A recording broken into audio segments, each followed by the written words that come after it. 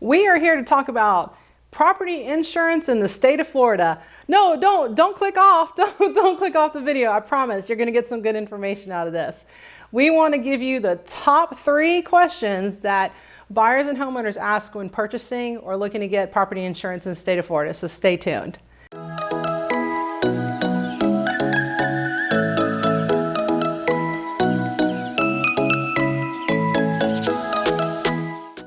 These are my go-to guys for insurance. This is Drew and Joshua. They're with Affordable Insurance. And as a realtor, it is so important for me to have really good, trusted, great communication, great customer service partners, from mortgage companies, the insurance to property management, everything under the sun. So it's really important for me to be able to have those type of people that I can rely on to give great customer service to all of my buyers.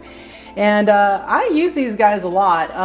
They may say I've used them a little bit, Joshua, maybe? Oh, yeah. Quite often. So one of the things I do when I'm concerned about what insurance is going to be on a potential property for my buyers is I reach out to them first and I'm like, hey, how much is this premium going to be? Because maybe I've got some concerns about the age of the property, location, several different factors that just kind of put that question mark in my head.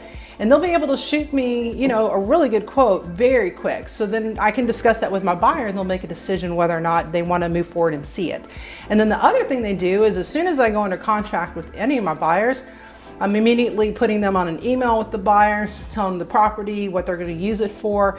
And then they've got a quote out to them like super quick. And they can start the process of getting them their insurance bound. So I really thank you guys for both being here today. I appreciate it. So many buyers often have questions about what's going on with insurance in the state of Florida. So we wanted to just go over the top 3 questions that they have. So Drew, what are the driving factors that are affecting homeowner insurance rates right now in the state of Florida? There's a lot of them. The Florida market's pretty disruptive right now. The risk, location, address, and the age of the home really are a big driving factor in premium. Other factors involved in determining the rate would be the roof age and the roof type, the construction type, whether it's frame or masonry. And they're also looking at the insured and their loss history and any prior claims that may have occurred in the last 5 years, combined with maybe a soft credit check in some cases. So, yeah. A combination of those factors really help determine the actual rate. Yeah, obviously if you're closer to the coast, if you're in an older property, if you're in a flood zone, those are all things that are going to raise your rates. I've lived in Bay County for 10 years. I live relatively close to the water. My rates are still very reasonable. So don't let it scare you away from buying. You just have to be informed and have someone like me who's going to look out for your best interest and not get you in a pickle where your insurance is ridiculously expensive by using these guys and getting their input up front. So Joshua, what steps, if you currently own a property in the state of Florida, what steps could you take to help reduce your current homeowner's insurance premium? So the best kind of route to go with that would be to add what's called hurricane opening protection, which is basically, it could be either impact glass for your exterior windows and doors, or it could be those sometimes hideous hurricane shutters that people put over their windows. Those are usually pretty big discounts when it comes to Florida home insurance.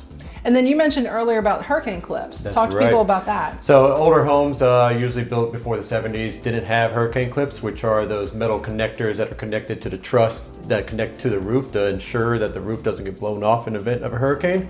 So those older homes, if you get those retrofitted to your house, it definitely helps offset the insurance premium for you. Yeah, and I know from a standpoint of when we're looking to send out inspectors, they're doing what's called a roof mitigation inspection, and one of the things they're looking at are those roof clips, and they're going to note if it doesn't have any or if it's missing some. And then sometimes those are things that if you're looking to sell your property, the inspector and the buyers are going to want. So those are very critical, and they're not very expensive, I don't think, to retrofit. So it's just like a little metal clip. It's not that overwhelming to have those put on your house, but it could bring down your premium. So that's the whole point.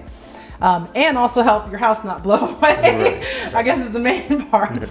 What are the differences, Drew, when you are insuring a condo building like we're in today versus just a regular home? Beautiful unit we're in today, by the way. When we're insuring condominiums, we're looking at primarily the walls in. So the HOA is going to carry coverage for the master structure. They're going to rebuild the property in the event of a loss, and your policy would pick up coverage from basically bare drywall and bare floors. When you're looking at a homeowner's, policy, you're really insuring the entire structure. Right. With condos, we're looking at premise liability only on this unit. With homeowners, we're looking at personal liability that extends to that individual wherever they go. So you get a little bit better rate when you're looking at condominium coverage versus homeowners, primarily because the HOA is paying a bulk of the insurance rate with their master policy. Right, and you guys just, I just put 3 condos in Grand Panama under contract in the past week. And being that it's a newer building, the HOA covers those, the exterior insurance and any kind of flood insurance needed for the building.